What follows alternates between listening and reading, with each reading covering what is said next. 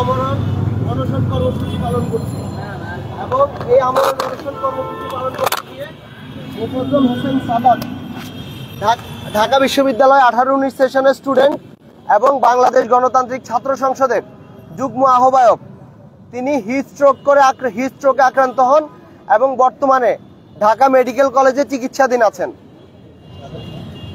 আমরা দেখতে পাচ্ছি যে সারা দেশে আন্দোলনরত শিক্ষার্থীরা তারা আহত হচ্ছে, তারা মাথা ঘুরে পড়ে যাচ্ছে, অসুস্থ হয়ে যাচ্ছে, কিন্তু ইতিহাসের নির্লজ্জতম ভিসি মাসুদ সে এখনো তার শপথে বহাল আছে। সে এখনো ধম্ব ভরে অহংকার স্বরে সে বলছে এটা নাকি গুটি কয়েক শিক্ষার্থীদের আন্দোলন। অথচ আমরা দেখতে পাচ্ছি এই আন্দোলন শুধুমাত্র কুয়েটের মধ্যে সীমাবদ্ধ নেই, সারা দেশের ছাত্র জনতা এই আন্দোলনের সাথে সংহতি প্রকাশ করছে, এই আন্দোলনের সাথে একাত্মতা পোষণ করছে। আমরা বর্তমান সময় দেখতে পাচ্ছি ইন্টারিম গভর্নমেন্টের ব্যর্থতা, যে ইন্টারিম গভর্নমেন্ট এই ভিসিকে অপসারণ করতে ব্যর্থ হচ্ছে। আমরা ছাত্র উপদেষ্টা সহ পুরো ইন্টারিম গভর্নমেন্টকে ধিক্কার জানাই এবং আমরা মনে করি এটা ইন্টারিম গভর্নমেন্টের জন্য লজ্জা। যেই ছাত্রদের রক্তের উপর ইন্টারিম গভর্নমেন্ট আজকে দেশের ক্ষমতাসীন হয়েছে, দেশের মানুষকে আজকে শাসন করছে, সেই ইন্টারিম গভর্নমেন্ট আজকে ছাত্রদের এই বিপদের দিনে ছাত্রদের পাশে নাই। আমরা ইন্টারিম গভর্নমেন্টকে বলে দিতে চাই, আপনাদের যদি পাওয়ার এক্সারসাইজ করার ক্ষমতা না থাকে, একটা সামান্য ভিসিকে অপসারণ করার ক্ষমতা না থাকে, তাহলে আপনাদের দেশ চালানোর, এই রাষ্ট্রের ক্ষমতায় বসে থাকার কোনো অধিকার নাই। আমরা স্পষ্ট বলে দিতে চাই, এই ছাত্রদের রক্ত আপনাদের বৈধতা ছিল এবং যখন 5ই আগস্ট পরবর্তী সময়ে আমরা দেখেছি যে প্রত্যেকটা রাজনৈতিক দলের সমর্থন ধীরে ধীরে এই ইন্টারিম গভর্নমেন্ট থেকে সরে গেছে, তখনও এই ছাত্ররা ইন্টারিম গভর্নমেন্টের পাশে ছিল, এই ইউনিট সরকারের পাশে ছিল। কিন্তু এখন আমরা ইন্টারিম গভর্নমেন্টকে ছাত্রদের পাশে পাচ্ছি না। এটি খুবই হতাশার বিষয়, দুঃখের বিষয়। ঢাকা বিশ্ববিদ্যালয়ে গত 17 থেকে 18 ঘন্টা শিক্ষার্থীরা কুয়েটের সাথে একাত্মতা পোষণ করে আন্দোলন করে যাচ্ছে, আমরণ অনশন করে যাচ্ছে। অনেক কিছু শিক্ষার্থী আহত হচ্ছে, কিছু শিক্ষার্থী অসুস্থ হয়ে যাচ্ছে, তাদেরকে হসপিটালাইজ করা হচ্ছে। ডাক্তারের পরামর্শে কিছু শিক্ষার্থীকে বাধ্য হয়ে অনশন ভাঙতে হচ্ছে। এরপরেও আমরা কোনো গভর্নমেন্ট অফিসিয়ালসকে পাইনি। শিক্ষা উপদেষ্টা কুয়েটে গেলেন, এরপরে শিক্ষার্থীদেরকে জোর করে অনশন ভাঙানোর চেষ্টা করলেন। এরপরে তিনি চোরের মতো সেখান থেকে পালিয়ে আসলেন মিটিং এর নাম করে। আমরা লজ্জিত। এই ইন্টারিম গভর্নমেন্টকে আমরা একটা ফ্যাসিস্ট দানবকে সরানোর পরবর্তী সময়ে আমরা এই ইন্টারিমকে আমরা ক্ষমতায় বসিয়েছি। এই ইন্টারিম গভর্নমেন্ট শিক্ষার্থীদের যে সেন্টিমেন্ট, জনগণের যে সেন্টিমেন্ট, সেটি ধরতে সম্পূর্ণ ব্যর্থ হয়েছে।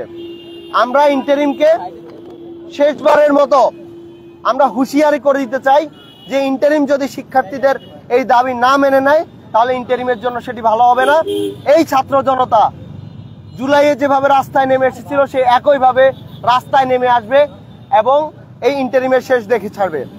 আপনারা দেখতে পাচ্ছেন এখানে কি পরিমাণ গরম পড়ছে। কোনো প্রকার খাবার এবং পানীয় ছাড়া 17 থেকে 18 ঘন্টা শিক্ষার্থীরা এখানে বসে আছে।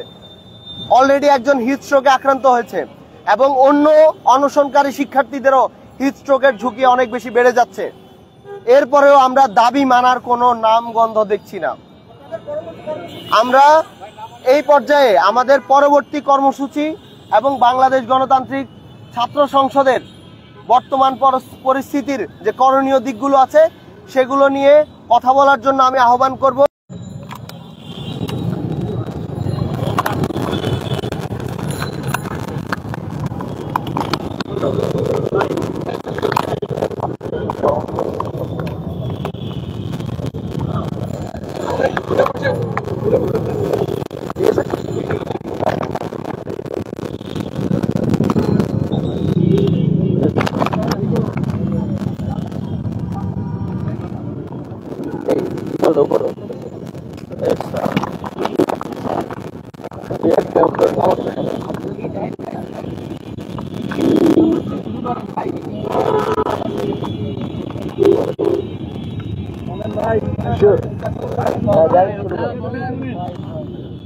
যে গণমাধ্যম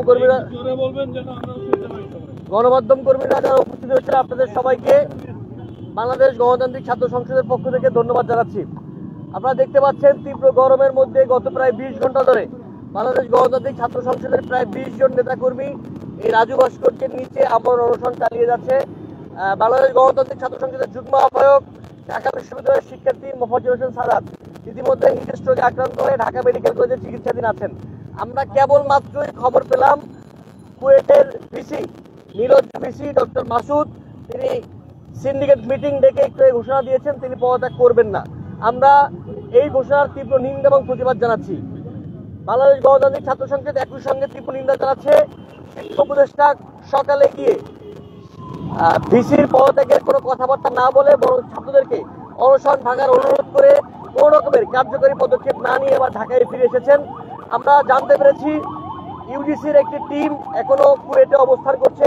আমরা সেই টিমটির প্রতি আহ্বান জানাই যে আপনারা কোনোভাবেই ছাত্রদের অনশন ভাঙানোর নাটক না করে বরং ভিসিকে সরানোর কার্যকরী পদক্ষেপ নিয়ে ঢাকায় ফিরবেন বলে আমরা আশা করি।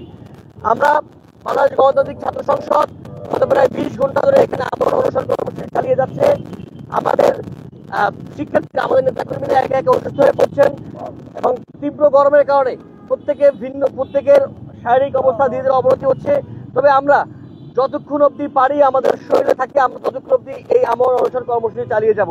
বাংলাদেশ গণতান্ত্রিক ছাত্র সংসদ 1.5-3 ঘন্টা ঘোষণা করছে যে রাজু ভাস্কর্যে গতকাল 5:30 থেকে প্রতীকী অনশন এবং সন্ধ্যা 7টা থেকে যে আমরণ অনশন কর্মসূচি বাংলাদেশ গণতান্ত্রিক ছাত্র সংসদ পালন করছে সেটি আমরা চালিয়ে যাব। এছাড়াও আমরা শুনতে পাচ্ছি যে বাংলাদেশের বিভিন্ন স্থানে শিক্ষার্থীরা অনশন কর্মসূচি পালন করছে। বাংলাদেশ গণতান্ত্রিক ছাত্র সংসদের বিভিন্ন বিশ্ববিদ্যালয়, জাহাঙ্গীরনগর বিশ্ববিদ্যালয়, জগন্নাথ বিশ্ববিদ্যালয়, ঢাকা কলেজ, তিতুমির কলেজ সহ বিভিন্ন এরিয়াতে বাংলাদেশ গণতান্ত্রিক ছাত্র সংসদের নেতাকর্মীরা প্রতীকী অনশন এবং আমরণ অনশন কর্মসূচি পালন করছে। আমরা তাদেরকে ধন্যবাদ জানাই। একই সঙ্গে আমরা শুনতে পাচ্ছি বাংলাদেশের বিভিন্ন বিশ্ববিদ্যালয়, বিভিন্ন এরিয়ার ছাত্র জনতারা আজ বিকেলে তাদের নিজস্ব এরিয়ায় ব্লকেট কর্মসূচি ঘোষণা করেছে। আমরা তাদের সেই কর্মসূচিকে সমর্থন করছি। জাহাঙ্গীরনগর বিশ্ববিদ্যালয়ের শিক্ষার্থীরা, রাজশাহী বিশ্ববিদ্যালয়ের শিক্ষার্থীরা, জগন্নাথ বিশ্ববিদ্যালয়, চট্টগ্রাম বিশ্ববিদ্যালয় সহ বিভিন্ন জায়গাতে, ঢাকা কলেজ সহ বিভিন্ন জায়গার শিক্ষার্থীরা এই ব্লকেট কর্মসূচির ঘোষণা দিয়েছে বলে আমরা সামাজিক যোগাযোগ মাধ্যম সহ গণমাধ্যমে বিভিন্নভাবে জানতে পেরেছি। আমরা সেটাকে সমর্থন জানাই। তবে আমরা আশা করছি বিকাল 3টার মধ্যে ভিসি মাসুদ যে ঘোষণাটি দিয়েছে সিন্ডিকেট মিটিং থেকে সেটিকে সরকারি হস্তক্ষেপের মাধ্যমে সেখান থেকে সরিয়ে তাকে যদি পদত্যাগ করতে সমর্থ না হয় তাকে ক্ষমতা বলে অপসারণ করতে হবে। কুয়েটের সকল শিক্ষার্থীরা অনশন করতে আছে, তাদের মধ্যে বেশ অনেকজন খুবই ক্রিটিক্যাল সিচুয়েশনে আছে। বাকিদের অবস্থাও ধীরে ধীরে অবনতি হচ্ছে। তারা প্রায় 40 ঘন্টা যাবৎ কোনো রকমের পানীয়, কোনো রকমের খাবার না গ্রহণ করে আছে। আমরা কোনোভাবেই আমাদের কোনো একজন শিক্ষার্থী মৃত্যুর মুখে আমরা চাই না। আমরা আশা করছি শিক্ষার্থীদের জীবন একজন শিক্ষকের অহমিকার থেকে বড় হবে। একজন শিক্ষকের অহমিকা, অহংকার এবং দেমাগের থেকে এই প্রায় 30 জন শিক্ষার্থী যারা কুয়েটে অনশন করছে, ঢাকা ইউনিভার্সিটিতে প্রায় 20 জন শিক্ষার্থী অনশন করছে, সারা বাংলাদেশে আরো বহু শিক্ষার্থী অনশন করছে।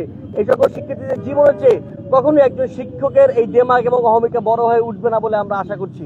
আমরা গণমাধ্যম কর্মীদের মাধ্যমে অনুরোধ জানাবো, অন্তর্বর্তীকালীন সরকারের বৈধতায় শিক্ষার্থীরাই, এই ছাত্ররাই জীবন বাজি রেখে আন্দোলন করে আপনাদেরকে ক্ষমতায় এনেছে এবং এই ছাত্ররাই বিভিন্ন স্থানে আন্দোলন করে ফেসিবাদের পতন ঘটিয়েছে। আপনারা এই ছাত্রদের পক্ষে কাজ করুন। কোনোভাবেই ছাত্রদের পক্ষের বাইরে গিয়ে কোনো রাজনৈতিক দল কিংবা অন্য কোনো গোষ্ঠীর এজেন্ডা বাস্তবায়নের চেষ্টা আপনারা করবেন না। সেই চেষ্টা করে এই শিক্ষার্থীদেরকে, অভ্যুত্থানপন্থী এই বিপ্লবী শিক্ষার্থীদেরকে মৃত্যুর মুখে ঠেলে দিবেন না বলে আমরা আশা করছি। আমরা গত ফেসিবাদী রেজিমে দেখেছি ঠিক একই কায়দাতে বিশ্ববিদ্যালয়ের শিক্ষকদের মধ্যে কিছু দলান্ধ শিক্ষক এরকম করে ছাত্রদের উপরে নানাভাবে নির্যাতন চালিয়েও তারা কোনোভাবেই কখনোই কোনো অনুশোচনা প্রকাশ করেনি, বরং তারা পথ আঁকতে থাকার একটি প্রচেষ্টা, একটি দেমাগ আমরা তাদের মধ্যে লক্ষ্য করেছি। একই জিনিস আমরা ভিসি ডক্টর মাসুদের ক্ষেত্রে লক্ষ্য করছি। তিনি হয়তো কোনো একটি দল কিংবা কোনো একটি গোষ্ঠীর বিশ্বাস অর্জন করতে পেরে, কোনো একটি গোষ্ঠীর আস্থা অর্জন করতে পেরে তাদের সেই আস্থায় তিনি এরকম করে শিক্ষার্থীদের শিক্ষার্থীরা যখন জীবন মৃত্যুর সম্মুখীন আছে, একজন অসুস্থ হচ্ছে, তখন এই পথ ছাড়ছে। Immigration to Canada. We provide the best quality service and solution for Canada immigration. Please visit our website and contact for details.